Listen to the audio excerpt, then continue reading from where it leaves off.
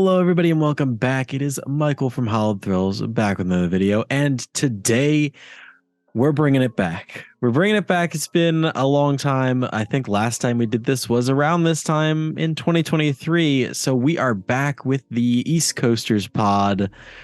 And basically today we're doing the exact same thing we did last year, talking about all the new coasters that are coming for this year, meaning so for this year being 2024, as well as kind of giving a recap of what we accomplished in 2023. And as always, I'm joined with the main man, Connor FL. How you doing, my guy? I'm doing pretty good. How are you? Pretty good. Tired. Long day at work, but gotta get on. Gotta get the podcast done. Gotta get some content out for the people. Yes, sir. So let's start this out. Let's start this podcast out by talking about coaster counts. As always, let's do our update on our coaster counts. So last year I rode a total of 45 new credits, bringing my coaster count to 206. So I did get my 200th credit this year. My 200th credit was Pterodon Flyers at Islands of Adventure. That was a crowning achievement for myself to have that as my 200th credit. I was trying to think of what I wanted to be my 200th credit, and I was like, oh, what would be something cool or what would be something funny to have as 200? And that was the first thing that popped in my mind. I was able to get that done. I was able to borrow someone's child and I was able to get on that, and it was worth every second. It was 100% worth being able to steal someone's child. For legal reasons, this is a joke. Borrow is the term that we prefer. But yeah, so 206 is what I'm currently at. How about you? So it's kind of funny because I went back and watched our first ever episode of the podcast, and I was at a crispy 44 at the time. Now this was like 2022, early in the year, and I said in that pod that I was just at the start and we're going to start really ramping up the travel. We did it in 2022, but we did it even bigger for 2023. The current count for me is 188. Ooh. New credits last year, 103. So we went from 85 to 188. Holy crap. We did a lot of travel. Yep.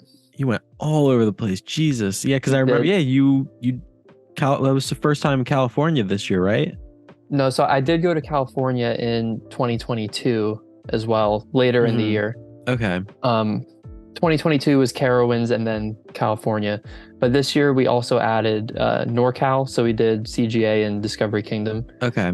And then I went back to Magic Mountain, and when I went in 2022, like a bunch of stuff was closed. There's like 5 major credits that were closed. This year, everything was open. Or last year, I guess you should say, everything was open. So I was able to pick up the things that I missed. Still no accelerator, but maybe one day. Hey, I mean, let's be honest though. Although it has reopened, it has been closed for like the last couple of weeks again. So yeah, it might never happen for us, Michael. I'm not gonna lie. I don't think it will ever line up for us. I'm gonna be honest, unless we literally time it for when they say it's gonna reopen, and which go we did that day. And it's still, because remember they said because we went for Scary Farm this year, and they said it was gonna be open in the summer. It was not. It was not. And same with Montezuma's Revenge. That was or not Montezuma's Revenge. Montezuma Forbidden Fortress. Which you know what? Let's do a little bit of a side piece before we continue on. Let's talk about Montezuma. Will it ever exist again? Will it ever exist? Yes, that is the question. And the more stuff that continues to get announced out of Knott's that is pushing that down the pecking order of things getting done, the more I think that Montezuma is going to cease to exist. And that they're just going to push the rest of it onto a pile and call it a day. There's just been so many rumors about like snafus with the contracting company and like all this drama, and like the project is way worse off than they expected. It just seems not very good, honestly. Yeah, and it's also, sorry to cut you off, but it's right in a plot of land where if they wanted to expand Snoopy a little more, they could. Like it's in a perfect spot for that. So I think the writing might be on the wall. You never know for Yeah. sure, but it doesn't look good. Doesn't look good. And they are doing an expansion of the Huff and Puff train, correct? And I believe for It sounds right. Camp Snoopy, that is going to be kind of close to the Montezuma plot. Yeah. So I feel like that might spell the beginning of the end for that plot of land, which is yeah. unfortunate. Yeah, not looking good, but let's get back on track here. So we were talking about all the trips that you had done last year. Let's talk about trips that you possibly already have in the works for this year. What parks are you thinking of hitting this year? Okay, so we have a few. First one, not really a trip, but I'm looking to hit Legoland here in Florida because I've actually never been to Legoland for whatever reason. If you want to come along. Yeah, I have never been. It's just like it's kind of expensive to go there for some reason. Yeah. I have like the company I work for has tickets at work, which is like this database sort of thing where you can go in and get discounts for like all kind of stuff. Mm-hmm. Legoland's included in that. I get a little bit of a discount, so I'm like, that kind of makes me more likely to go. And I do have a friend that has an annual pass, so maybe I wouldn't have to pay for parking if I can go with him. But that's just one that I'm hoping to get to. Maybe next month or something, like when there's still downtime. Mm-hmm. The one thing that's pretty locked in is actually a trip that you took last year, and that's the Texas adventure. The Texas Gauntlet. The Texas Gauntlet. We got over Texas, the two San Antonio parks, so SeaWorld and Fiesta Texas, as well as ZDTs, and hoping to throw Prairie Playland in there as well. And Prairie Screamer. And where are you? When are you planning on doing that one? In March, a couple months. Okay. So okay, at least you're a little bit smarter than I was doing it in July. Well, you say that, but it might coincide with spring break, so we'll see how accurate that is. Spring break, 110-degree heat. I mean, yeah, it's like you trade crowds for temperature. Yeah. We'll see what happens. And then end of April into early May, my best friend's getting married. He lives in North Carolina. So, of course, might as well take the opportunity to hit Carowinds again while I'm there. Me and him were also throwing around the idea of taking a quick little trip up to Busch Gardens, Williamsburg, and Kings Dominion. It's only about 4 hours from his place, so we might throw that in there too. And then sometime late in the summer, maybe August, we want to do that the Cedar Point. Never been to Cedar Point. It's obviously a huge park to cross off the list. And then there's a couple maybes that just depend on some things. My girlfriend lives out in California. If she's hoping to graduate college this semester, so go up there for graduation, maybe sneak a little day in at Knott's. And then another friend is getting married in November in California. Yep. So maybe mix in a park or two for that. Those are a little more up in the air, but Texas is the one that's pretty set in stone. Then April as well as the August trips are pretty likely, just not fully fleshed out yet. That's a lot. I don't have nearly as much. I kind of every year always have just like one big trip. I don't really do a lot of tinier trips, although this year I might switch that up, but they won't be like to parks I haven't been to. It'll probably just be like revisits. As of right now, I'm between two different trips of whether or not I want to do them. One of them is if I can somehow get a ticket for this based off of one of my buddies trying to get me a I guess you would call it a resale ticket for it, would be getting to Hollywood Nights this year in Holiday World. I completely dropped the ball on getting tickets for it. I was at work when they released, and it was 2 hours after they had released, and I finally had realized that, oh crap, the tickets for that released, and I didn't even think about it. Like I had a tab open for it and everything, and got off a call like a couple hours later and was like, oh shit. So we'll see if that somehow comes true, because I would be 100% okay dropping my other trip to be able to do that, because that's kind of like the only way that I want to be able to do my first time at Holiday World is if I were to go to Hollywood Nights. Mm-hmm. And I'm sure everyone at this point knows what Hollywood Nights is, but if you don't, Hollywood Nights is a special ticketed event that happens every year at Holiday World that is basically they shut down the park for like a couple days just for these special ticketed people, and they have special giveaways, special like merchandise stuff, special types of rides on certain things, one in particular being the turned off trim brakes on the Voyage, which allows the back half of that layout to absolutely rip you to shreds and send you flying. And yeah, so there's reasons to want to go to the park during that time. And another cool thing about that is it's not just separately ticketed, but you have to be like a card carrying member of a roller coaster club to get access to the tickets. So it's like it's like an event specifically catered towards roller coaster enthusiasts, which is very cool. Yep. And like I said, I'm an ACE member. I had the opportunity. It was there and I dropped the ball.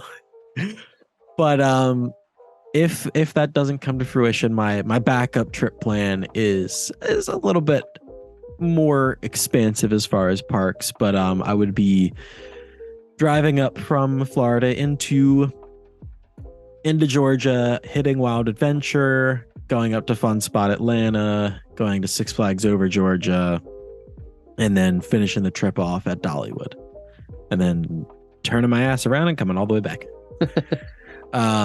That's kind of the backup plan. It's not a bad backup plan if you ask me, but it's still because I haven't been to any of those parks, and I believe between those 4 parks, I think it's like 40 coasters maybe.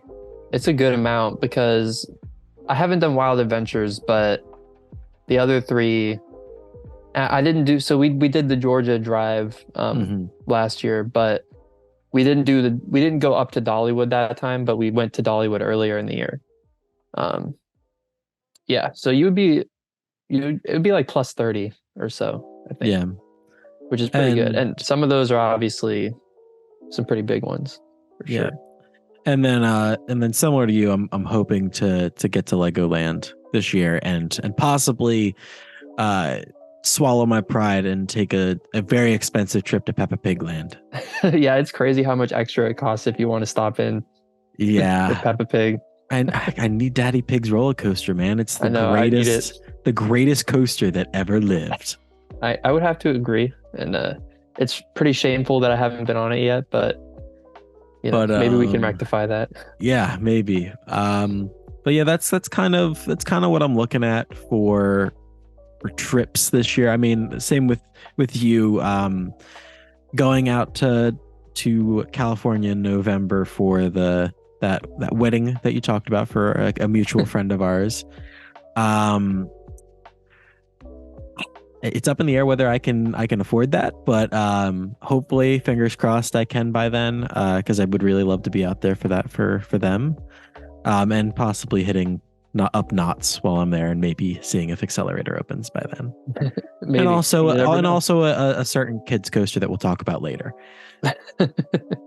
But anyways, let's continue on and talk about our favorite new credits that we got last year. So like I said, I had 45 new credits. You have a lot more to go off of, but I chose a couple, and then I know you chose a couple. Did you want to go first with your short list of like ones that really stood out for you last year?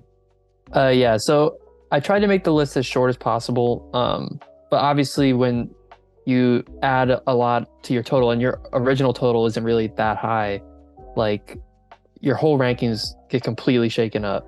So I'm just going to go through it quick. I just went with new additions to my top 30. I have a top 10 and some honorable mentions. Honorable mentions, we got Sky Rush, which I rode with you. Thigh Crush. Great time, yep. Railblazer, Pipeline, Storm Runner, Thunderhead, which was ended up being my number 100. Orion, sorry, I know you don't care for that one. Goliath at Over Georgia, Joker at Discovery Kingdom, and then Max Force and Twisted Cyclone. And then, so my top 10 new credits for the year, going from 10 to 1, we got Lightning Rod, number 10, and then Raging Bull, Mystic Timbers, Candemonium, El Toro. If only it was smoother, it would have been higher. Phantom's Revenge, Wildcat's Revenge, Diamondback. You're going to like this one. Phoenix, number 2. Number 1, Airy Force 1. I will have to for my own opinion after I possibly got an Airy Force 1 this year, because everyone keeps telling me, oh, it's better than Wildcat, it's better than Wildcat. I'm like, I don't know, man. Wildcat, it just scratched that itch for me. It really did. I loved Wildcat's Revenge. Mm-hmm. I don't know. We'll have to see. We'll have to see. But that is a very impressive list of new credits. And some of those are community hits. So definitely ones that were must gets for this past year. Yeah, for sure.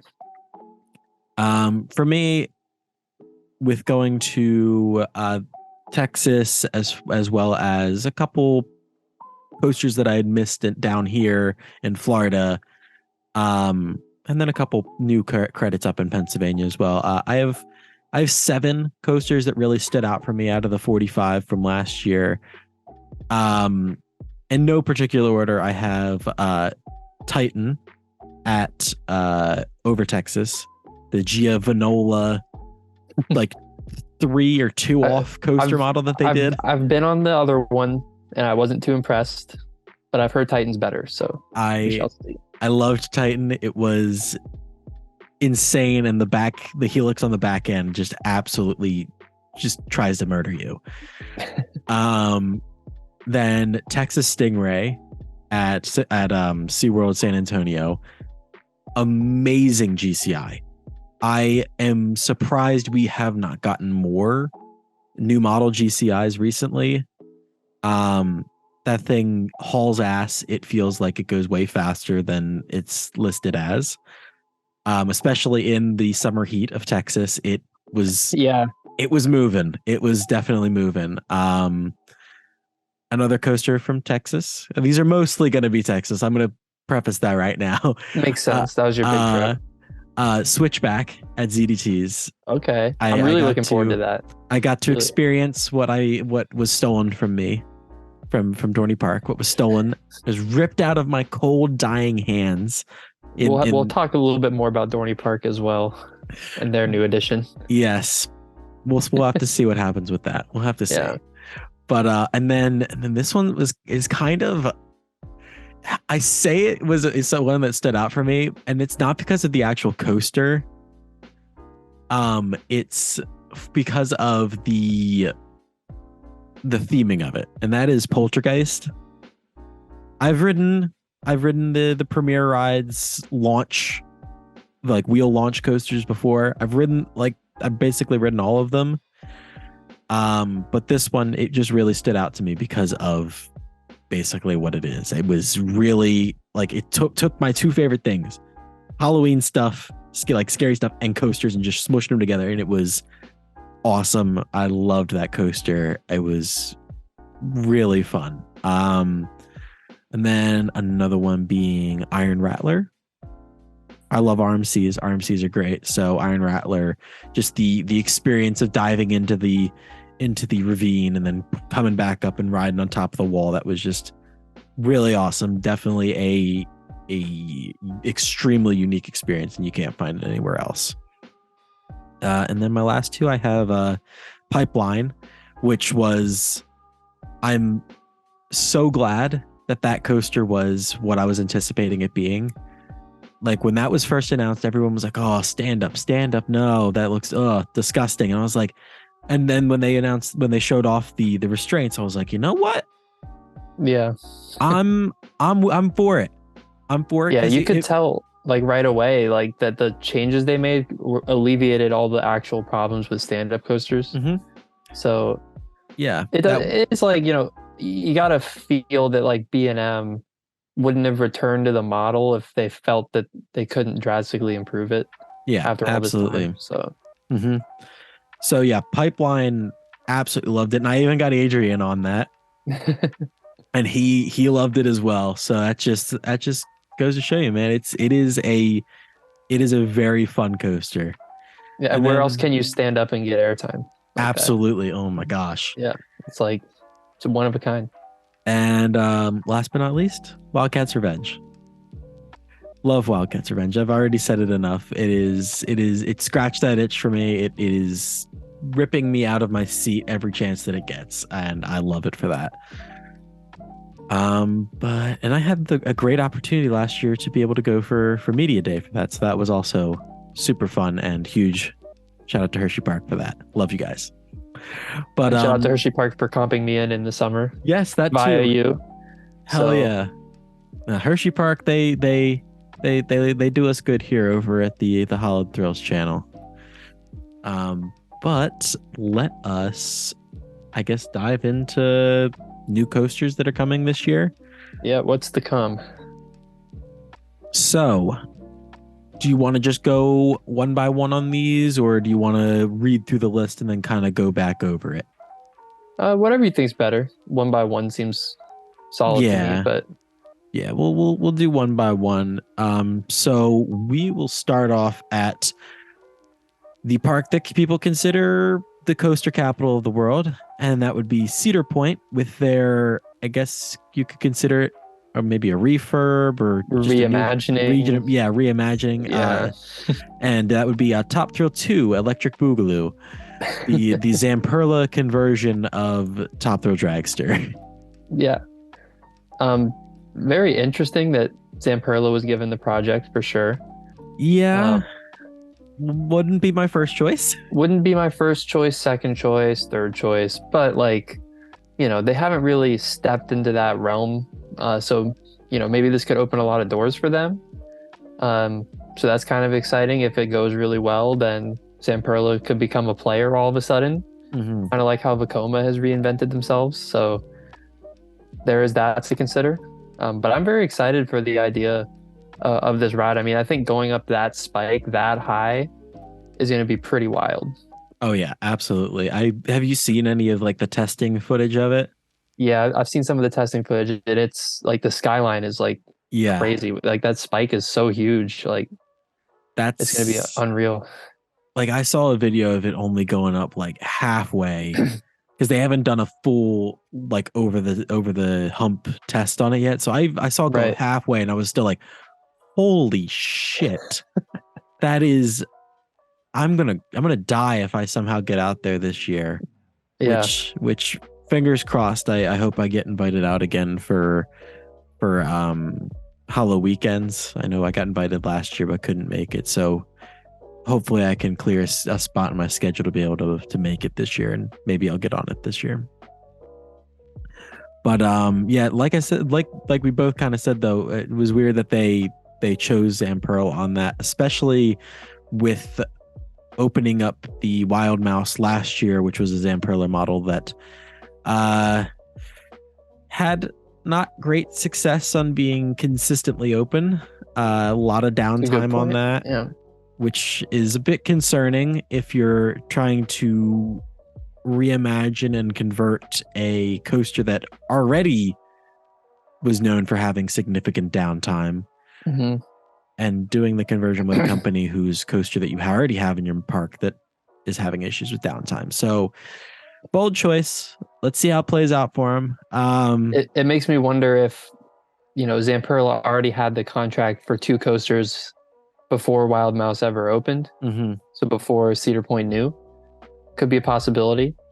But how do you think, 'cause, I've been on King the Ka now. You didn't ride the original Top Thrill, right? No, I did not, But it's unfortunately. basically King the Ka, except I have heard that it's a little smoother, maybe, Yeah, but it doesn't and have has that airtime hill, man. better restraints.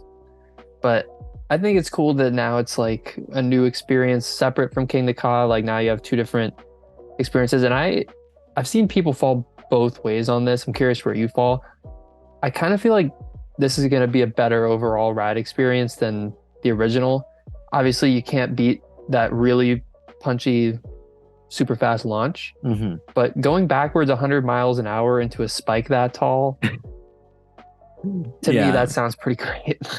Yeah, there are two things on this conversion that I'm the most excited for. Number one being the new like kind of open air seating model that they're going for with the train. Yeah. Um, that looks awesome. Looks like it's going to be a little bit more freeing. Hmm. And then the other being the near miss element on the launch back into the station. Yeah. After the spike. Yeah, that's gonna Yes. be yeah. Have you seen the pictures of that? Yeah. It Yeah, I looks forgot about that, so but yeah. close. Like Yeah, not even having something right underneath of it, it looks freaking close. that's a good point. I'm interested to see what that would look like when on the ride.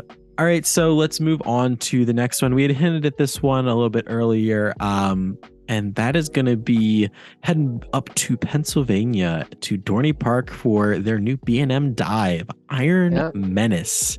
Your former home park. My former home park. I am super happy that they are getting a new coaster. It has been a long time coming.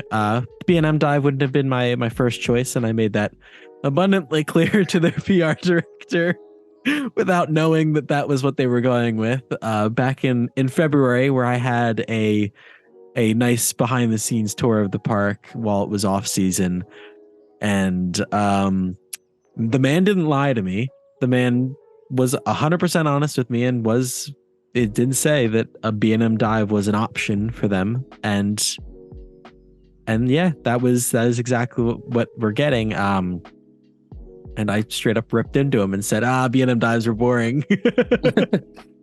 Yeah, I mean, I uh, agree with you. I'm not a big fan of the B&M dive, and especially this is like a smaller scale one. yeah. However, from Dorney Park's perspective, it's definitely a home run in terms of Mhm.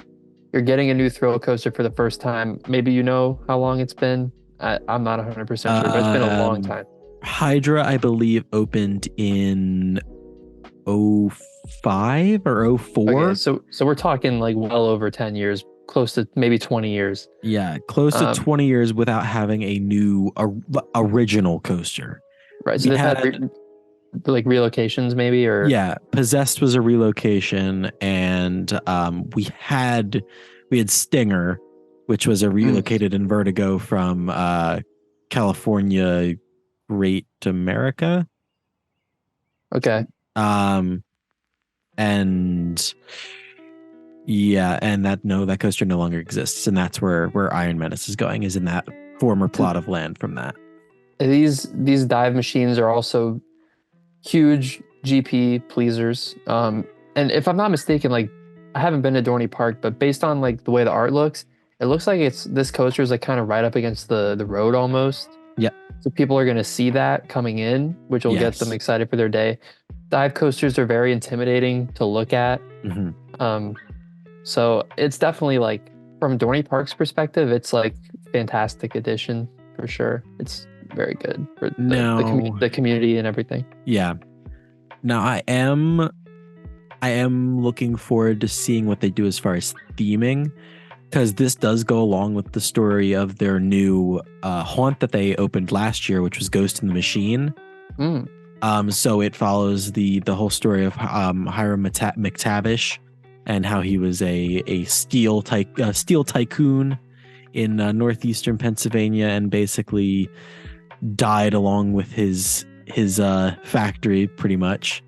Um, and they're going all in on that being kind of the story of the coaster as well, is that you are exploring this factory and you accidentally get basically sucked into the machine, and that's the machine is the coaster. Um, so I'm hoping that they really go all out with theming. There were rumblings that uh the art that was released, as well as the video, as far as like the POV of it, the animated POV. There's rumors that that isn't showing the entire story, which I hope is correct. I really hope that they do something with that dive, where they create some sort of thematic element that makes it look like maybe you're diving into the furnace or something like that. That'd be really cool. Like with a fog effect or lighting or something. Yeah, we see a lot of the like international dive coasters have that kind of stuff where you dive into something. It'd be cool to see a North American one get something other than just like a trench or whatever. Yeah. I know it's not going to be. People were hoping that was going to dive into the ground, similar to that of Yukon Striker or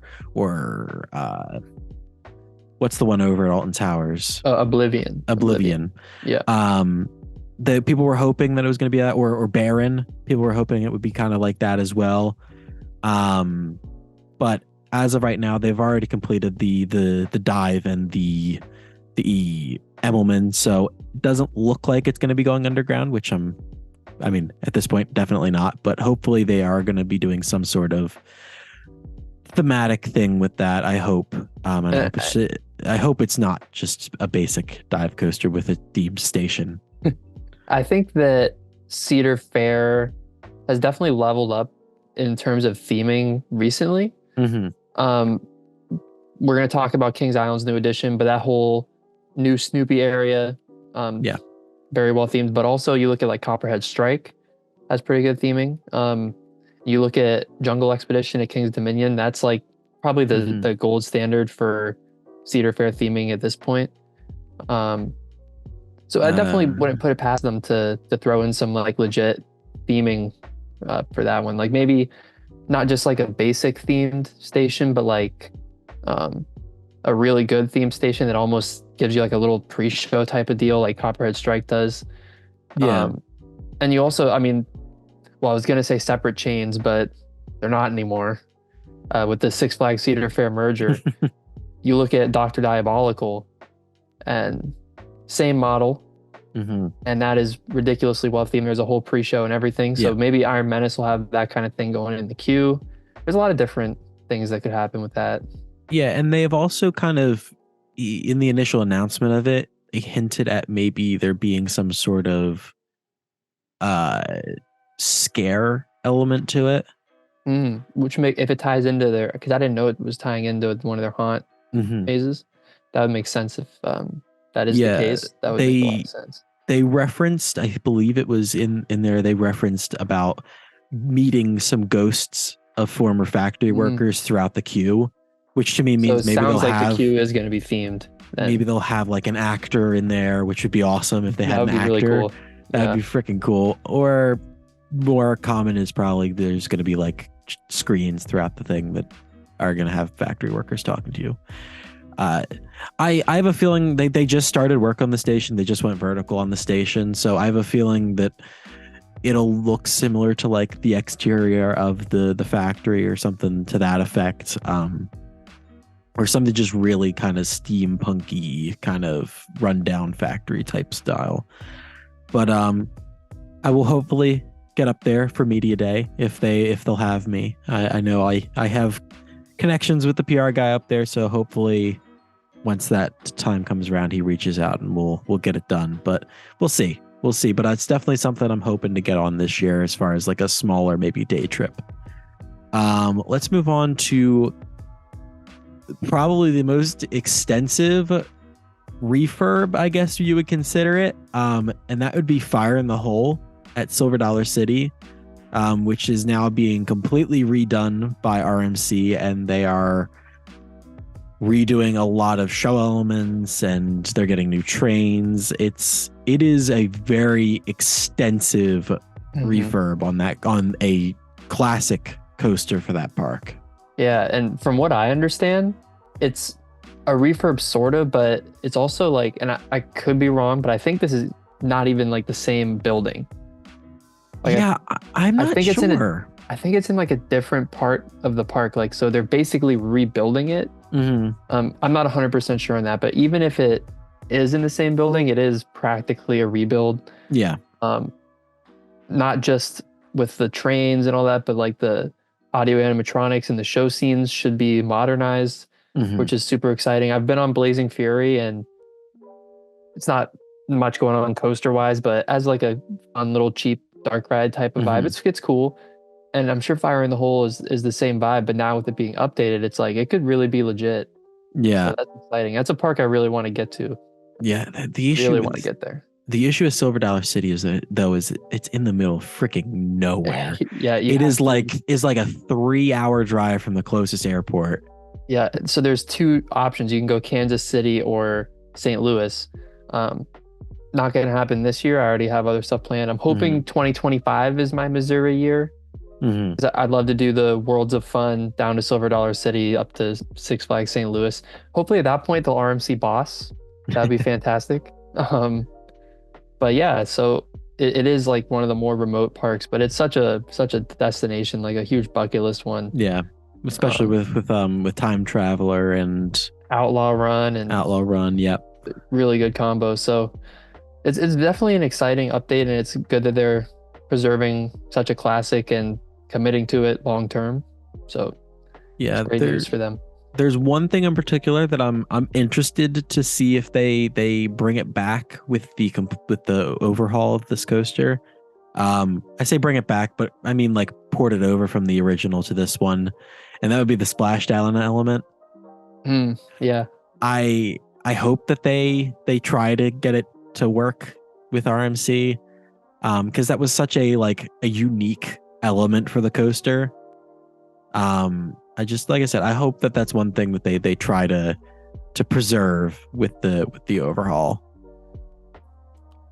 But let's move on to more of an obscure coaster. And it's just basically because we don't have a name for it yet, and it's supposed to open this year. And that is the unnamed Intamin Ultra Surf Coaster at Six Flags over Georgia. Basically, it's Intamin's response to the mock Power Splash or Power yeah, Wave that would opened at in over Texas at Six Flags over Texas, and this is just Intamin's version of it, which is it basically just looks like one of those giant surfboard coasters with spinning seats, except it has a splashdown. That's yeah. the So I best guess way I can explain it. maybe with the spinning seats that'll make it a little better than the mock rides one. Yeah. Um, it's not the most exciting thing in the world, but I don't know if you saw, but they were doing like a poll on Instagram Mm-hmm. for like people to vote on the name, and like some of them were pretty bad. Yeah. Let's see. I think I'll try most to of them find are it. bad. I think there was only one that I was like, okay, I sure that kind of works. I liked some of the people's suggestions in the comments, which were like along the lines of a splashy McSplash face, or what was another one? People were just like, just freaking call it Earth Ultra Surf. Who cares? Yeah, just call it Aquaman. Like, let's just stop beating Yeah, around let's the just call bush. it Aquaman Power Wave. Like, we know that that's what you want to do. But yeah, at this moment in time though, we don't have a name for it. We don't really Okay, have much information about it other than it's coming this year. I don't have the poll results, but there were three options that they gave people to vote on, and that was aquaphobia. So maybe like a play on acrophobia, their drop tower. Um, Georgia Surfer Okay, I think that's what and I voted for. and Iron Splash, the surf coaster. Iron Splash. Iron Splash. I think I voted for Georgia Surfer because I was like, oh, it's like Georgia Scorcher, but Yeah, surfer. I was like, it's a nice play on words. I'll accept that. I was Iron Splash. Iron Splash. Like, So who out of their PR department read that one from like the ones that people submitted and was like, yes. I'd rather have Splashy McSplash face. Splashy McSplash face. But yeah, if the mock power splash is any any caveat to this and any sort of relation to this, I don't think we're getting this year. That's true. That one was delayed. It was delayed numerous years. I've seen nothing in terms of like construction progress, land clearing. I haven't. I mean, that doesn't mean it's not happening, but I haven't seen anything. So, but they also took forever to build the Kid Flash coaster. Flash, so super late on that. It was supposed to open in the summer, if I'm not mistaken. I was there in like the third week of September, and it was not even built at that time yet. So yeah, so we'll see if it opens. I'm hoping it opens in time for my trip, but the fact that I haven't seen any sort of construction as of now, I doubt it. We might be talking about that again next year potentially. We'll see. But let's move on to one that has already started construction and is one that I'm super excited for. I don't think I'll be able to get on it anytime soon, but that is Bobcat at Six Flags Great Escape. And that is a Gravity Group family wooden coaster. They revealed the front train at IAAPA. Once again, why do people insist on putting realistic cats on the front of coaster cars? They look so derpy, but they're not quite as good as the Wildcats Revenge trains. I don't know, man. Not quite on that level. Those trains aren't even that great either, but at least they're like artistically well done. These are like not as much, maybe. But a new coaster at Great Escape, I mean, that's that is awesome. itself is pretty significant. Yeah, and Gravity Group has been doing the damn thing as far as wooden coasters recently. They're killing the game, and I think the last one they opened was Oscar's Wacky Taxi. I was gonna allude to that. I'm not 100% sure if it was the most recent, but people really rave about Gravity Group family wooden coasters being like more fun than you might expect. Like they're more than meets the eye. Yeah, and that's the one that people always bring up is Oscar's Wacky Taxi. Like it's actually like a really good ride. So that alone gives me more faith for Bobcat. And I have no idea when I'll get to Great Escape one day, but there's a lot of parks I want to get to before that one. But it looks like a really like cute, charming, fun little park. Yeah, and I think this coaster definitely pushes me a little more towards wanting to get to that park. So it's great business for them. Again, great for the local crowd who hasn't seen a new coaster since the fucking 1500s or something. So it's a win. It's a huge win. And I think they're more of a family oriented park in general, so it makes tons of sense. Now, I will say, I can't remember if I remember hearing this correctly, as far as Oscar's Wacky Taxi, but it has had some maintenance issues, and it isn't consistently open all that often. So it is a concern for a new coaster coming to a park that hasn't gotten something in a while. That if you're getting a new coaster, you want it to be something that will be open. So I don't know. We'll see what happens. So let's move on to our next coaster, and that being in a little park out in Santa Claus, Indiana at Holiday World. And they have a Vekoma family boomerang opening up this year called Good Gravy. Did you see how quickly they threw this piece of shit up? Yeah. Oh my God.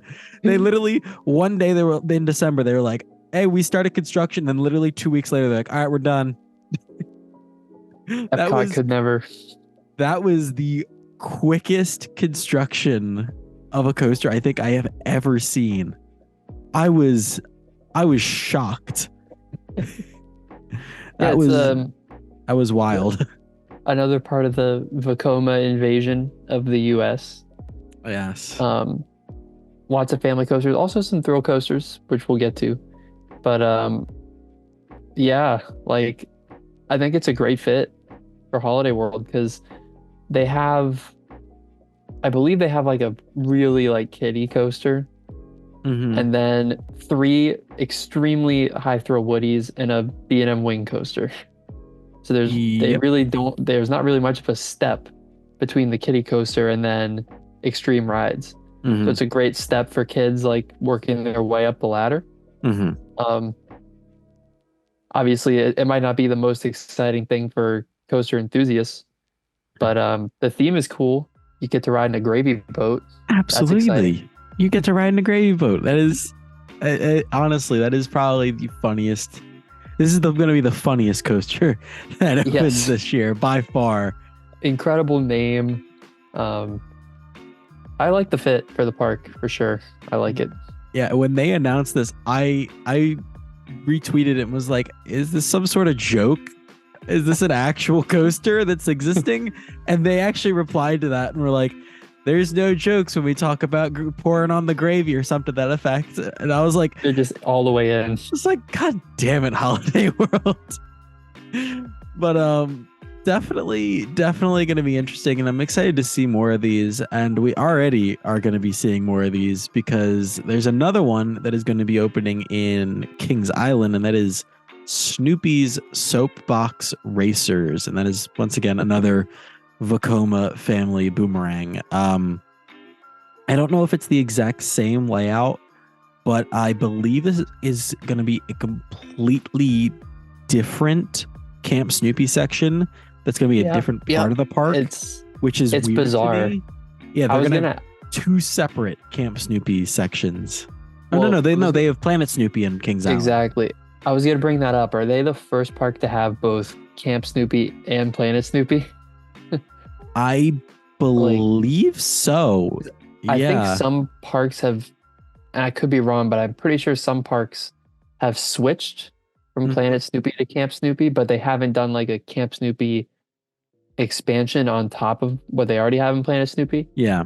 I So that's can very tell interesting. you one in particular that will still piss me off to this day, and that's Dorney Park switched from Camp Snoopy to Planet Snoopy.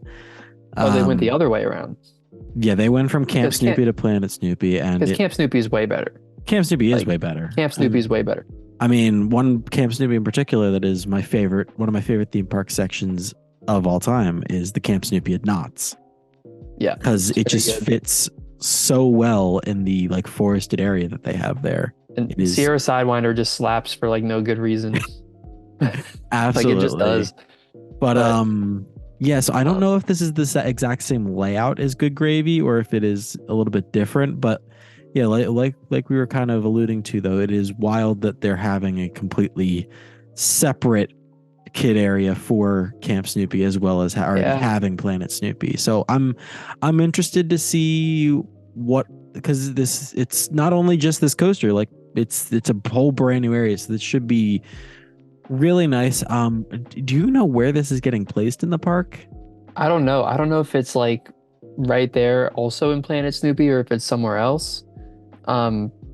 Is it in part of the Son of Beast plot or where? I thought that it was like expanding on the Planet Snoopy. So like, you know what I mean? They're like in the same area. Because I know they're not using the Vortex plot. No, yeah. I don't think they're using the rest of the Son of Beast plot. So those are still like big open areas that they could put like a big coaster. But I'm pretty sure that this is like basically being built next to Planet Snoopy. Kings Island's trying to get that best kids section back. They're going for the crown again. They want it back. Hey man, I fuck with Kings Island. Kings Island's awesome. Yeah, so I think it's my favorite park.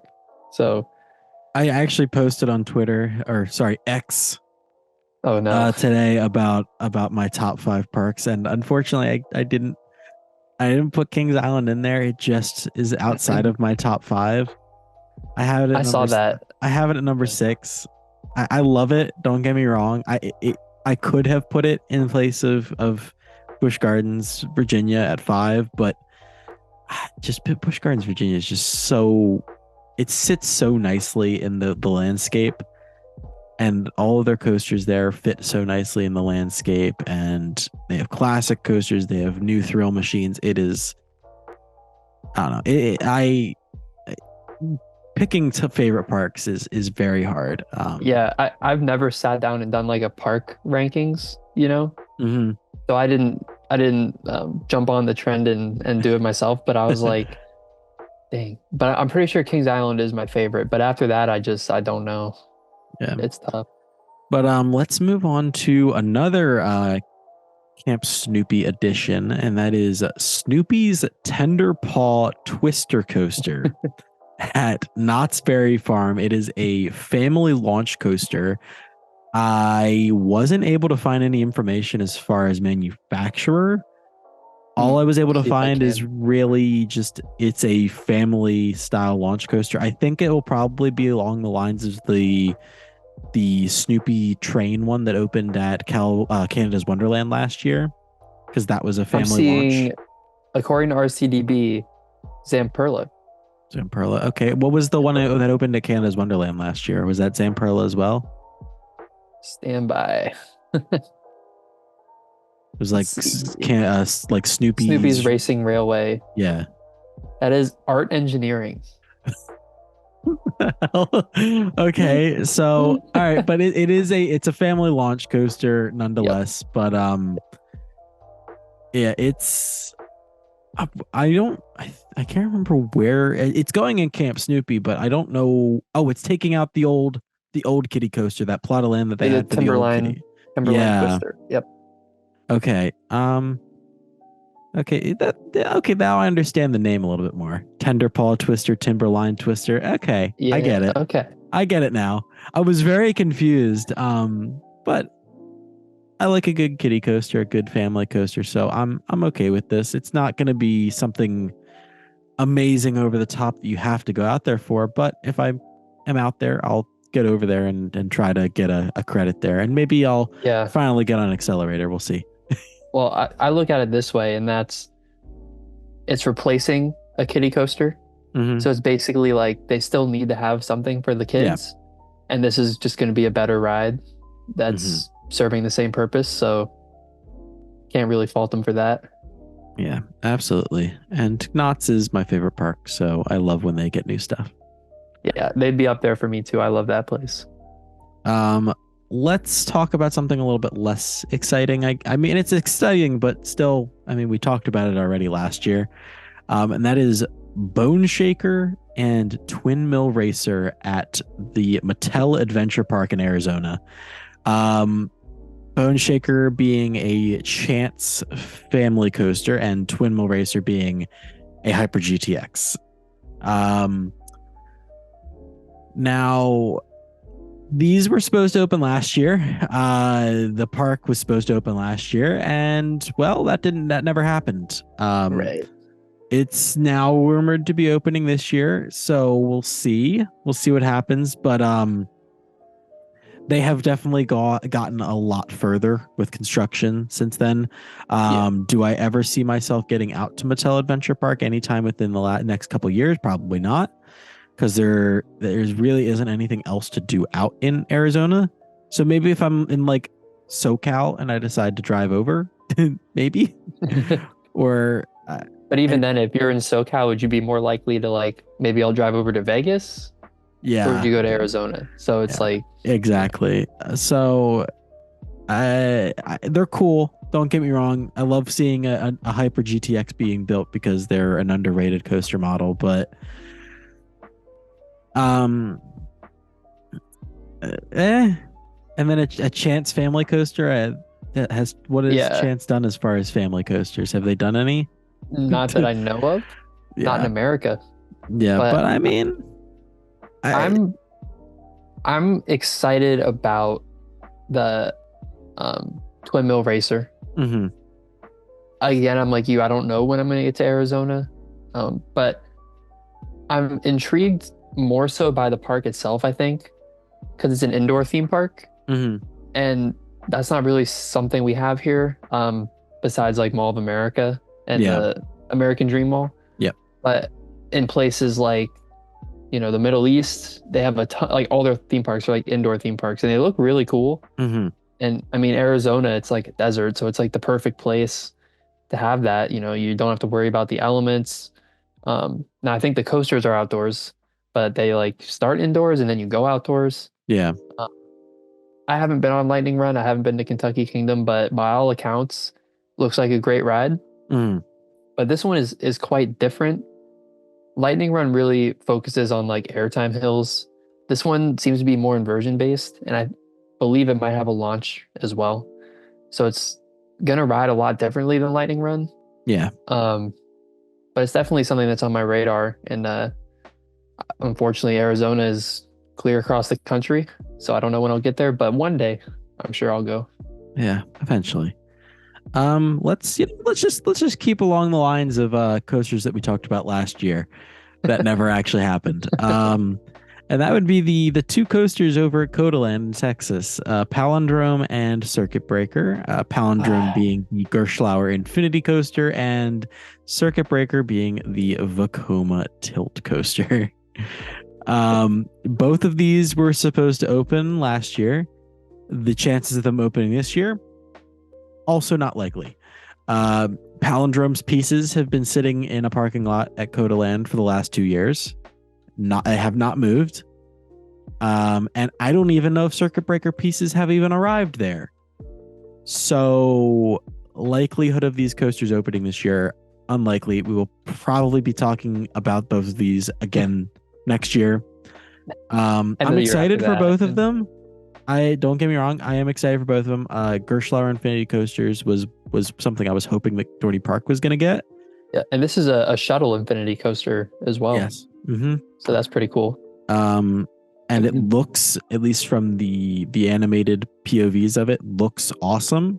Same with Circuit Breaker. They released a whole kind of PR package for it, like it was going to open last year, and yeah, nothing happened. I want to know what the financial situation of Codaland looks like, where you have purchased two coasters and nothing is going on with them. Like, yeah, like where do you do you have money? Like, what is going on? Why?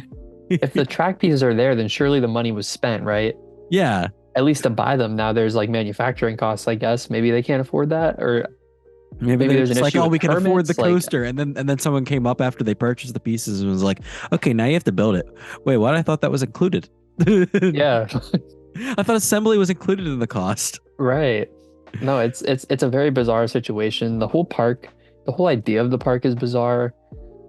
I like how we both like planned a Texas trip hoping like Codaland will be open by the time we get there, and it's just not the case. Yeah.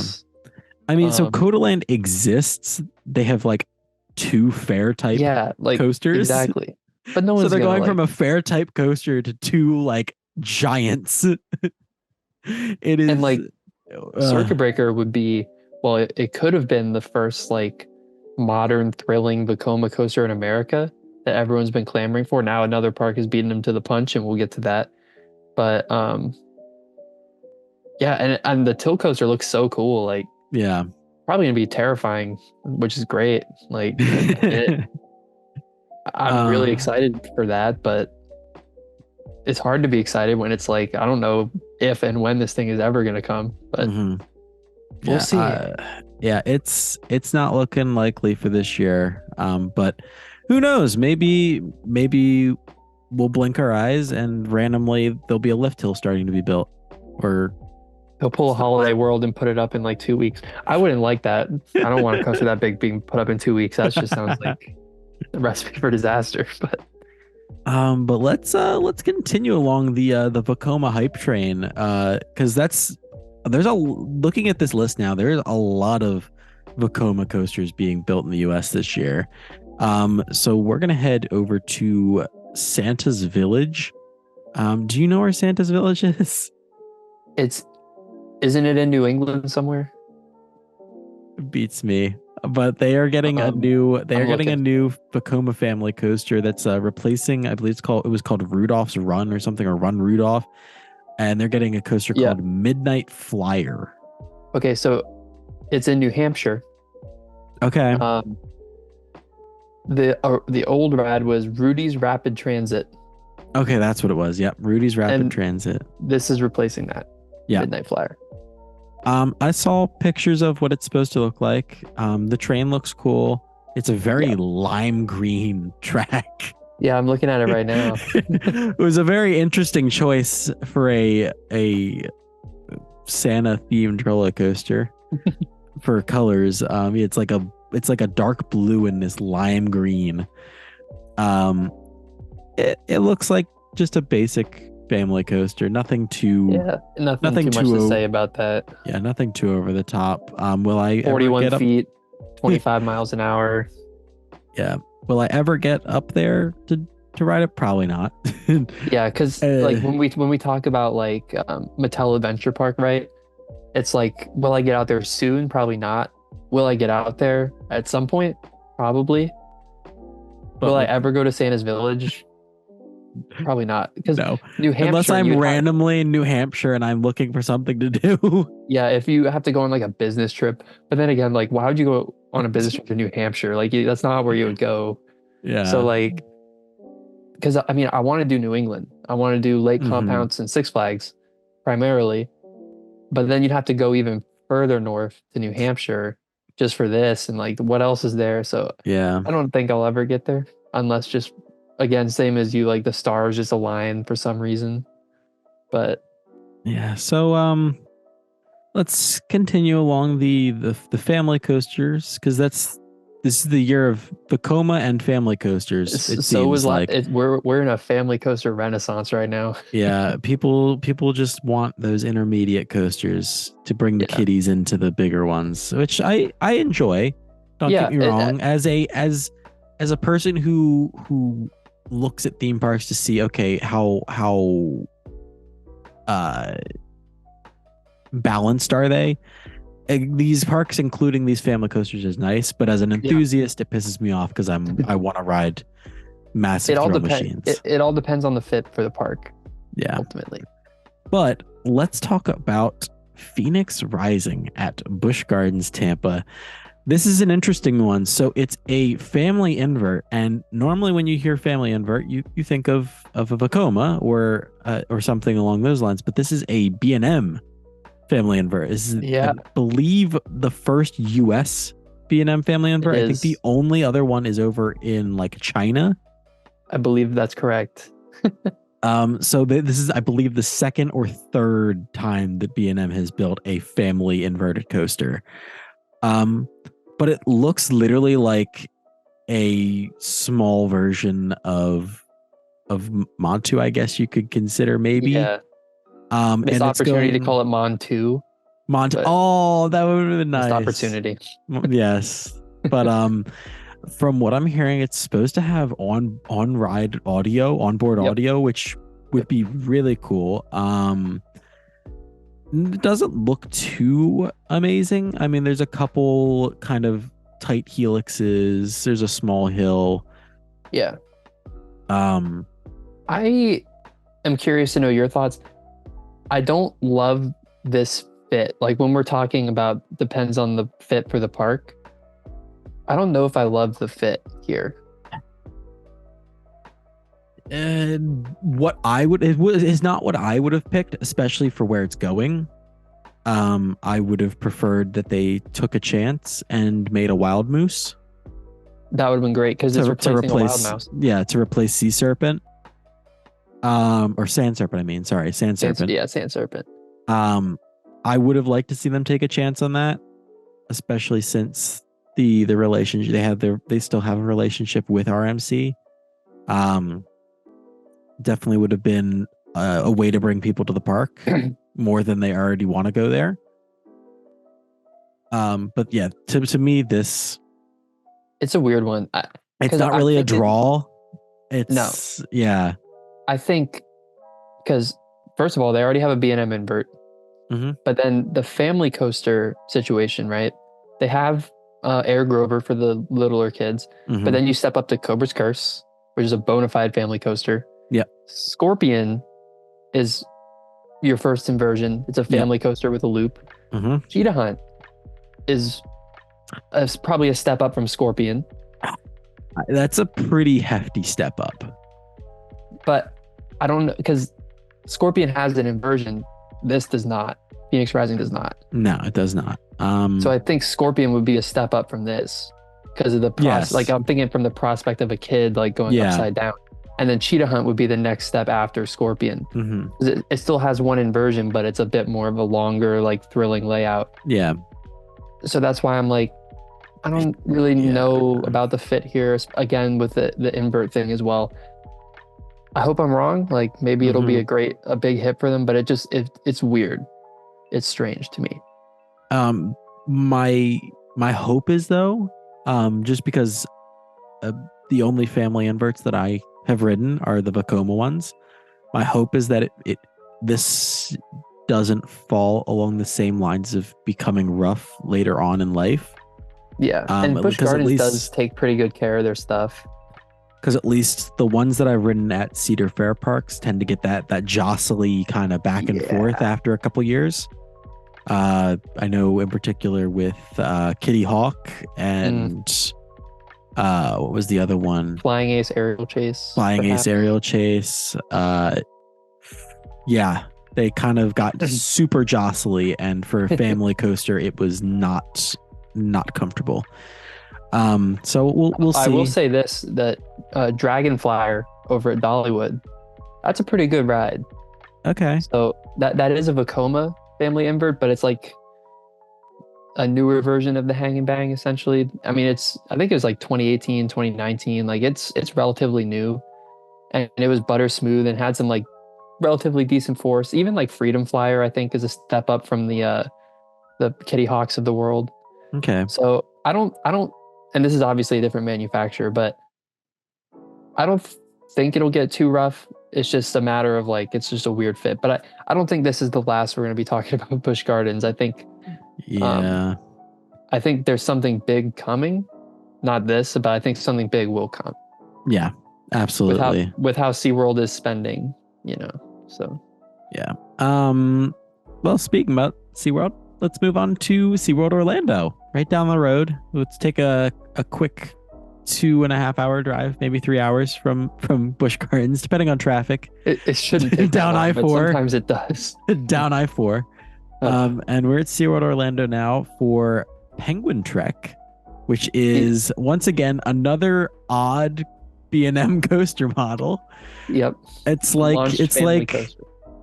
launched family coaster, and it's almost like SeaWorld had a contract with B&M for 2 more coasters, and they were like, okay, we want an inverted family coaster. Well, we can't do Vekoma because we have a contract with B&M. So B&M, can you do this? Sure. Okay, we want a launched family coaster. Well, we would like to get intimate on this, but we have this contract. Hey, B&M, you did a launch on Pipeline. Can you do this with a sit-down family coaster? Sure. Yeah. I think it has more than one launch, if I'm not mistaken. Yeah, I think it is a multi-launch. I'm between the two. I'm more excited for this one than I am excited for Phoenix Rising. I think that this 100% is a better fit than Phoenix Rising is for Busch Gardens. Because we go along those lines of next step up. You have Super Grover's Boxcar Derby at SeaWorld, and then you go from that to Icebreaker, probably. Icebreaker. But that thing isn't really a family coaster. It was talked about as one, but it ain't. The thing is like I totally agree with you. I love the fit here because they don't have a true family coaster at all. Like they tried.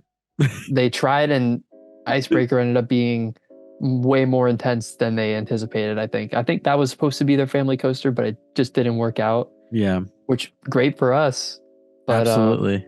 They still need that family coaster, and I think this is like the perfect fit. Mm-hmm. And it'll be nice to kind of finally have the Antarctic area tied back into the park. Finally, something replacing that crappy dark ride, and I'm pretty sure this is supposed to have a dark ride scene. Like I think it's supposed. Yes, so it's gonna have an indoor section, I believe. Yeah. Yeah, so I think this is like a super smart choice for SeaWorld. Now, I will say I am frankly surprised, especially with the way Busch Gardens and SeaWorld was going with other projects similar to this. I was really surprised that they didn't decide to go the straddle coaster route. Yeah. But I Um, like it because it's like gives you variety between the parks. Yeah. But I just like because we had Arctic Rescue at SeaWorld San Diego and Dark Coaster at Busch Gardens Williamsburg both last year. So when it was rumored that they were getting a family launch, that was immediately when what went in my mind was, okay, we're basically going to get another Arctic Rescue just over at SeaWorld Orlando. But then they announced this and I was like, oh, okay. That's Sure. actually B&M capital of the world. Sure. yeah, it's actually pretty exciting. And like I said, I think both of these parks are going to get something pretty big.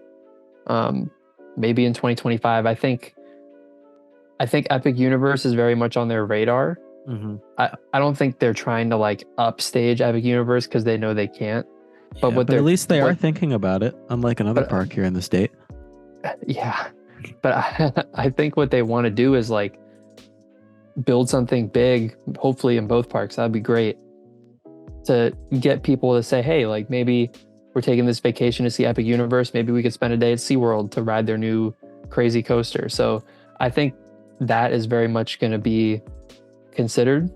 And they're obviously investing super heavily into rides across the chain right now. So fingers crossed for 2025. But either way, I think Penguin Trek is going to be fun. I think it's a good fit for sure. Yeah, absolutely. So let's move on to this is technically more of a relocation than a new coaster. But it is just the story of this coaster is kind of why I wanted to include it. And that's the All American Triple Loop that's supposedly going to be opening this year at Indiana Beach. It is a classic Schwarzkopf looper. There is not many left in the world, so no. So this getting its spot back in a park is definitely good to see.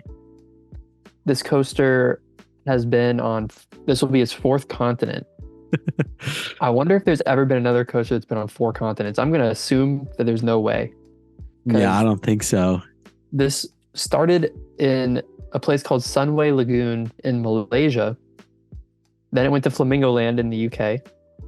Then it was I'm going to butcher this Aztlan Parque Urbano in Mexico. Yeah, sure you nailed it. I'm sure.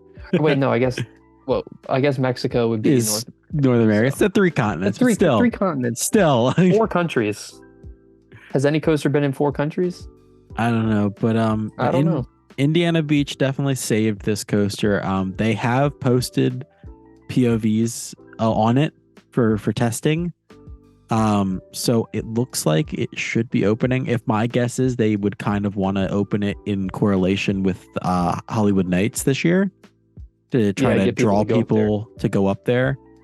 Do I think I would get up there? I mean, if I get out to Holiday World, I probably will take an Uber up there or get a rental car and drive up there. Does Indiana Beach actually have a beach? No, but like Indiana Pier. But it is one of those classic rides that if you can get on it, but while it's still here, it's definitely one that you want to get on. But I loved the joke though about it was that they called it the All American Looper, and it's a German manufactured coaster that originated from Mexico that's now in Indiana. There's nothing American. There's nothing American about it. It's a very well traveled ride. But yeah, it's interesting. I'm not sure how you feel about it. Would you plan on getting out there to ride that? Well, let me set the record straight. I plan to get out there one day to ride Cornball Express. Cornball Express. But All American Triple Loop would be part of the deal. I would love to loop this park into like a Kentucky Kingdom Holiday World type of trip and then just scoot up to Indiana Beach. So yeah, it's 100% on my radar. That's a trip that I would like to do next year potentially. So it's definitely on my radar for sure. Yeah, absolutely. All right, so let's look at the last US coaster that I have on the list for opening this year. And this, I guess you could consider another one of my old home parks. Right down the road from where I used to live, and that is at Six Flags Great Adventure. They're getting a Vekoma Super Boomerang, and it is, of course, just going to be another rebranded version of Flash Vertical Velocity. They Where really went all out on that one. yeah, they couldn't think of anything better. But this is the first new age.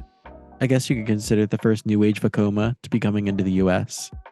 Yep, first like new age thrilling. Yeah, definitely. Like in terms of thrilling ones, yeah. Yeah. It kind of reminds me of a Skyrocket 2. Just flat, More spread out. And more spread out. It looks cool. It wouldn't have been my first choice for them to get. For their 50th anniversary, right? Yeah. Yeah. Especially when a wing coaster was something that was rumored at one point, similar to that of Gatekeeper, that would go over the front of the entrance. I do remember hearing about that. So a Vekoma Super Boomerang's a little bit less of a draw than something like a wing coaster would be. but you know, there might be a park down the road a little bit that we could be getting a wing coaster relatively soon, but we'll this is true. That's something that we might talk about in the future as far as rumors. Possibly the same video next year. The thing is, right, with Vekoma, the Super Boomerang, I think it looks like a really fun ride. Mm-hmm. But when I look at something like, I don't know, Abyssus, right? Like that kind of new age Vekoma, that would have been so much more hype. Yeah. For Great Adventure. I know this has been talked about to death by everybody, but you have to worry about the capacity on this thing. Absolutely. With a park that's serving New York City, Philadelphia, like two of the biggest cities in America. Mm-hmm. This is one of the busiest regional parks there is. So I fear for the people who are going to have to wait in that line. It's going to be rough. But if we're taking all that out, I think it'll be a fun ride. Just like at like the base level. Yeah, I'm trying to remember if they're trying to figure out some way to do a 2 train op.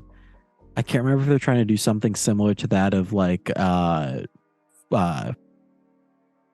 Freeze Blast, where it's a 2 train op, but it has a sliding mechanism. That would be really smart if they are able to do that. At least to try to ramp up some sort of capacity on it. I hope that they try to pull something off like that, because that is definitely something that's concerning, because that's a big issue with boomerangs, just the old boomerangs. So hopefully they pull something off with that. But let's talk about a couple international coasters. I picked a few of them, not all of them, just the few that I was are more talked about. Let's leave it at that. One being one that I personally would love to get on eventually, and that would be Voltron at Europa Park, the very first Mach Striker, I believe is what it's called, the Striker model. Yeah. It is a wing coaster, I guess you could consider. It's kind of the same sense. It's the same style as of like a Skyrush seating arrangement. Yeah, or like an El Loco or something like that. I'm pretty sure El Loco, like as in like the one in Vegas, or like there's one I'm trying to remember the name of that's in Europe. Because I immediately think of Skyrush, where it has the 2 in the middle, and then there's 2 on the outside. They have your legs dangling, because it's kind of what it is. Oh, I'm thinking of Lost Gravity. Oh, okay. At Wallaby Holland. But yeah, this has it all. This coaster, it's literally so many things packed into one coaster. You have reverse sections, turntables, launches, beyond vertical drops. So the list of elements on Voltron on RCDB, this is what they've got, right? This is how insane this thing is. So dark/show section, LSM lift hill, top hat Inside, corkscrew, Immelman, LSM boost, zero G stall, dive loop, turntable, LSM launch multipass, junior scorpion tail, top hat outside, a block break, and then two more corkscrews. Oh my God. So it's just All right. like, what doesn't the ride have is the question. Yeah, absolutely. But this is definitely a wild coaster, and Europa Park just continues to get better and better. It is Yeah, I definitely want one to of go so those. bad. It's definitely one of those bucket list parks for a lot of thuzies. The whole country of Germany is just loaded. Yeah. Like if I were to make a list of parks that I want to go to overseas, like Europa Park would be one of them. Like the main four in the UK being Thorpe Park, Alton Towers, Chessington, and Blackpool. Blackpool, Pleasure Beach. Those And apparently, eventually, Universal Studios UK. I doubt it. Well, I doubt you it. never know. You never know. But yeah, and like Effling, definitely want to Efteling, get. Yeah. yep. And then all of the Wallabies. The Wallabies, yep. Yeah. Fantasia So Land as well. there's just a ton of parks out there that I would love to get out to. Now I did One mention day, when I get my money up, I'll get make it your happen. money up, not your funny up, boy. But speaking of one of those parks that I'd mentioned, we have the Project Exodus for Thorpe That's what it was Park, called. Yep. which has now been revealed as Hyperia. Mm-hmm. And does it have an extended name, or is it literally just Hyperia? I think it's just Hyperia. Okay, but this is it's a mock, but I don't know what really it is. What is the actual model? It's defined as a mock hypercoaster because it's 236 feet. So it's kind of like along the lines of Gotham City Escape. Well, the thing is like it's tough to say what it's along the lines of, because obviously you look at like a B&M hypercoaster or even an RMC hyper hybrid, and this is a very different ride experience from those. Hold up, I'm pretty sure Gotham City Escape is more like a Velocicoaster type ride. DC Rivals. That's what I was thinking of. Sorry. I think it's more, that might be a good comparison. Yeah, that's the one that's over at Warner Brothers Australia. Park, right? Yeah. Australia. Yeah, that's what I was thinking of. The Outer Bank on this thing looks crazy. Oh my God, yeah. Like, what the heck? Yeah, I want to see. I want to ride this coaster. This coaster looks insane. It's just like, why are the two most exciting coasters this year in Europe? Yeah, literally the two most exciting, both of them. And why isn't the US getting any sort of new model mock coaster? Why can't we have a Hyperia? Honestly, but and the funny thing is, when this was first announced, people were like, they showed off the animated POV, and people were like, "Oh, it's so short," and I'm like, "You fucking people will never be satisfied, will you?" It looks amazing. Okay, yeah, maybe it's short, but like what really matters is what do the elements do, and like these elements. I mean, that Outer Bank, surely it's gonna pop. Like absolutely. So short but sweet. I'd rather have a short coaster with really great elements than a long coaster with not so great elements. So I think it looks incredible. Both that and Voltron are just so exciting. I can't wait to watch videos about them whenever they open. Absolutely. Yeah. But let's talk about a coaster that we might actually have the opportunity to ride sometime in the near future.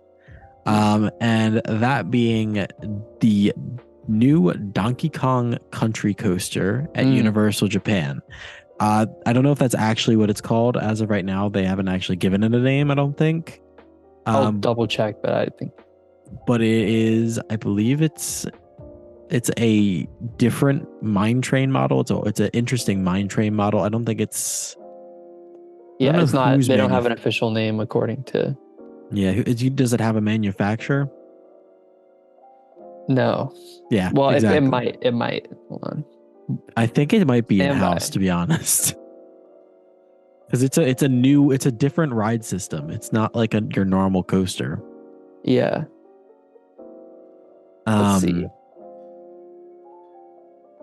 Yeah, I can't find anything at the moment. yeah.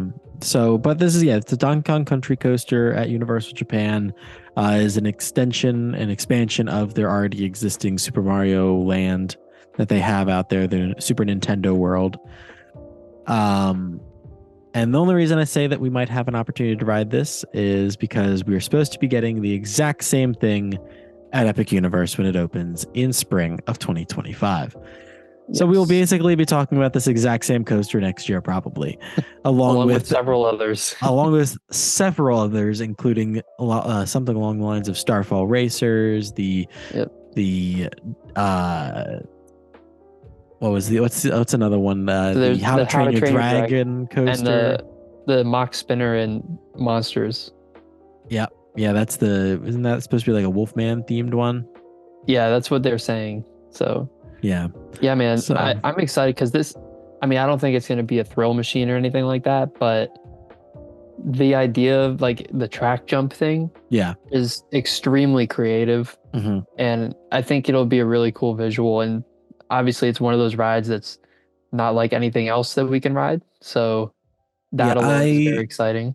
I think this will probably be uh, along the lines of maybe like a Gringotts almost, where Hmm. it's coastery, but that's not like the main focal point for it. Is kind of what I'm getting out of it. I could be wrong. But just from what I'm seeing of it, is that's kind of what it's leaning itself to be. Yeah, I think it might have more coaster sections than Gringotts, but I also think it won't be like a straight coaster Yeah, like Starfall Racers will, of yeah. course. But it's very exciting. Are you gonna watch a POV? Or are you gonna save it? I think I'll save it. I think Yeah, I will save it. I did I think kind of I'll save it too. I saved not seeing any POVs of Mario Kart as well Yeah, before me I got too. out there. Me too. Um, which I mean, technically, I've already ruined that for myself because I rode it out in California. But But at least you ruined it by actually riding it. exactly. And I'm excited for us to get that over here as well. That was very fun, but not worth the wait at all. Um, So uh, before we get too off topic, but I just want to say I did the single rider line when I went out there. Walk yeah, on, really. walk on. It was crazy. It wasn't too Uh, busy that day, but well, it was pretty busy. But single rider just worked really well on that. And then the other thing that's nice is now that we've been on it, it's like, okay, whenever Epic Universe opens, it's like that's one less thing that we have to do on like the first day, Absolutely. So that helps a I'm little bit too. I'm gonna be honest with you, man. I might just say screw the rest of the park, and my focus is on a couple things: Starfall Racers and Universal Monsters section. Yeah, I'm in the Dark Universe, exact same boat. Dark Universe Like is all I care about. I will marathon that Dracula Castle Dark ride. it's gonna be so good, man. Like, yeah, Starfall Racers and then and I mean, I'm excited for everything, but like Yeah, those two are definitely the standouts in my absolutely, mind. absolutely. We'll talk more about that next year. Yes, Probably a yes. lot at length. All right. Well, before we really wrap this up, do you want to quickly talk about a couple of the refurbs that are coming as well this year? Yeah, why not? Why not? So we have two U.S. refurbs that we'll talk about, and then one international refurb. The big the big refurb that's this year is the Loch Ness Monster over in Busch Gardens, Williamsburg. Finally getting the love it deserves. Of course, Arrow doesn't exist, so they're bringing in. I can't remember who they're bringing in to fix it. I'll see if I can find it. I can't remember. They're Is bringing it in a. SNS? Because I know SNS I is don't. like I don't think it's SNS. formerly of Arrow. I literally think it might be It Zamperla. I think it's SNS. Really interesting. Okay, but yeah. So they're Well, hold on, pause, because I'm reading RCDB and it says the trains are SNS, but those trains, the newer trains, that were added in the 2018 season were made by SNS. Okay.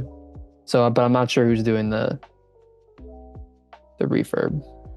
Well, anyways, so yeah, Loch Ness Monster's getting a lot of track replaced. Hopefully that should keep it up and running for years to come. Yep. They're also planning on adding more show elements and thematic elements to it. I hope that that means that they're adding something to that very dull and boring tunnel section that they have in the back half of the layout. Personally, it would scare the shit out of me if they added like an actual Loch Ness monster in there. That would That'd be be cool. like a projection of it like following you down the tunnel. That would be freaking cool as shit. But in reality, it's probably just gonna be like a billboard at the end of the tunnel of the poster that they've been posting all over the place the Loch Ness monster. What did you think of the ride? I know it's like one of the more liked arrows. I love it. It was great. Because I mean I have been on it, but it was in like 2009, so I don't remember too well. Like Hopefully I said, this year I'll be able to. I don't know if it'll be open already when I get out there, but I'm Yeah. looking forward to getting a new ride on it to refresh my thoughts for sure. yeah, I enjoyed it. It's nice. But definitely needs that refurbish that it's finally getting. So I'm excited for that. And like I said, I'm excited to see what the thematic elements that they are hinting at. Because Yeah, it's definitely something that it does not have. maybe it'll just have like a cooler station or something like that. I guess we'll see. Guess we'll see. But another one, which is kind of a lesser known thing, is Underground at Adventureland in Iowa, and that this is a CCI family wooden coaster, a Custom Coasters International family wooden coaster. It's kind of along the lines of Fire in the Hole. It's indoor. It is more of like a mine cart, mine train style type vibe to it. More show elements and stuff like that. And basically, from my understanding, is that they're just overhauling the show elements as well as redoing parts of the track. It isn't really that big of a thing, but I do know that it was closed for the entirety of 2023. And it was just not like recently within the last couple of months announced that that's what was going on, is that they had been refurbing it. Well, I would love to get out to Adventureland. I didn't really know too much about this particular ride. I want to go out there to ride Monster. And I mean, only roller coasters would get me to Iowa. Like, why would I want to go to Iowa, right? Like, it's just so funny. But here's the thing: I've actually been to Iowa. You've been to Iowa? I've been to Iowa. And for what? It was for something with my sister way back when she was in college. Because she did sports and stuff, so she was she played field hockey. So I went out there to watch that. So well, I didn't actually get to ride any coasters while I was out there. Well, they've got Adventureland and Lost Island, and both those parks look like worth a visit. So yeah, I definitely want to get out there for Lost Island before it inevitably closes due to low attendance. It's a shame too, because that dark ride looks amazing. Yeah. But the last thing that we have, the last refurb that we have that's really notable is one that's kind of been under refurbishment for the entirety of 2023 and hopefully will be opening soon. And that is Nemesis Reborn at Alton Towers. Nemesis, the B&M invert, is a very different invert compared to all of the others, just due to the fact that they have different zoning laws out there in the UK in regards to height. So yeah, at Alton Towers specifically. Yes. Like they can't build above the tree line. Yeah, so this thing is a very low to ground near miss machine. Yep, in the trenches. In the trenches, and that's one of my favorite things about Montu is the trenches. So I would be interested to see how I would enjoy Nemesis. There's a couple inverts out in Europe that are just so like unique and interesting. I also think about like Black Mamba at Fantasialand and how it uses like buildings and stuff for that kind of vibe. Yeah. Like it's just so there's a lot of like terrain inverts. But Nemesis, I mean, everyone that's been on it talks about it as one of the best B&M inverts in the world. So again, similarly to something like Loch Ness Monster, they're clearly trying to preserve this thing for the long haul. Yeah, absolutely. So I don't know how I feel about the new track design though. Yeah, the With weird like the flames and it's like is black. it flames? They look like Is veins it to me. veins? It's probably veins. And then like the old track, like that white track was so like iconic. Yeah. Kind of wish they just stuck with that. But I I mean, don't know. the layout's the layout. So But yeah, it's and like it is a very extensive refurb, man. They took apart that entire coaster basically. it's like what they did with the Hulk. Yeah. Like, pretty much tore it down and rebuilt it. Yeah. But that is it. That's a lot of coasters that are opening this year, both international and in the US. Which one would you say you are the most excited for? Yeah, which one would you say you are the most excited for out of all of these? I would have to say, even though I have no shot at riding it anytime soon, I'd have to probably say Voltron, just Mhm. because there's just so much going on with that ride that I'm just so intrigued to see like how it all comes together in the end. Hyperia would be very close as well. What But about I think what I could about go something Voltron. in the US? What about something in the Yeah, US? probably a better idea.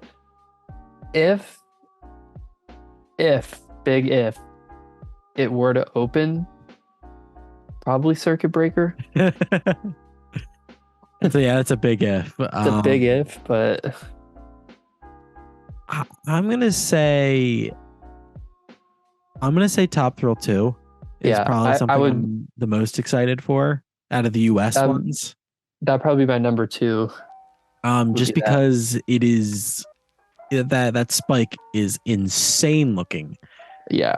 Like I'm debating seeing if I can get tickets for the winter chill out that they Mm, have out there just to see if I can get up close with it. Like, because that thing looks insane just from a distance, from people yeah. taking pictures of it from a distance on the island. Um, uh, yeah, I'm excited to possibly get out there this year to ride it. We'll see. We'll see what happens. We'll see Yeah.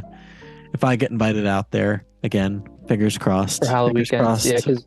because we're, assuming all goes according to plan and we make it out to Cedar Point, it would be probably towards like the end of August, like after the summer peak. Yeah. So hopefully by then it'll be already open. Um, should be anyway. Yeah. Fingers crossed, because we have no idea what kind of issues it'll have. But Mm-hmm. yeah, I would say like Top Thrill True, and then of course, let's face it, Circuit Breaker is not opening, so I'm gonna go Top Thrill 2, actually. Honestly, between the two at Total Land, I would be more excited for Palindrome over Circuit Breaker. But Okay, that's fair. just me. I could see Palindrome ending up as the better ride, but I it would be cool think to experience the tilt. I think Palindrome has more of a likelihood of opening this year because at least the Yeah. track's there. Oh gosh. Yeah. But You're not wrong. anyway, so that is it. This is a very long podcast, I'm sure. Lots of technical difficulties throughout it We did that you guys, I'm sure, didn't even realize. But 2 internet crashes, yeah, Zoom being scuffed because we don't have the paid version anymore. yeah. But fun times. I hope that we'll do more of these this year. We kind of fell down on the job last year, We, but we then may I have. was Yeah. But then again, I was also a very, very busy year last year as far as a whole bunch of other stuff and trips and everything. So Yeah. maybe we'll get back together once we have some more information regarding like rumors and stuff for next year or Yeah. stuff regarding Epic Universe. Mm. We'll see. We'll Sounds see. good to me. But yeah, if you guys did enjoy this video, I hope you guys did. Please make sure you drop a like down below and comment what coaster are you excited for this year and what parks are you hitting this year. I'd love to know. But as always, I'm Michael from Howled Thrills, giving the all clear, and all clear means you're out of here. See you guys next time.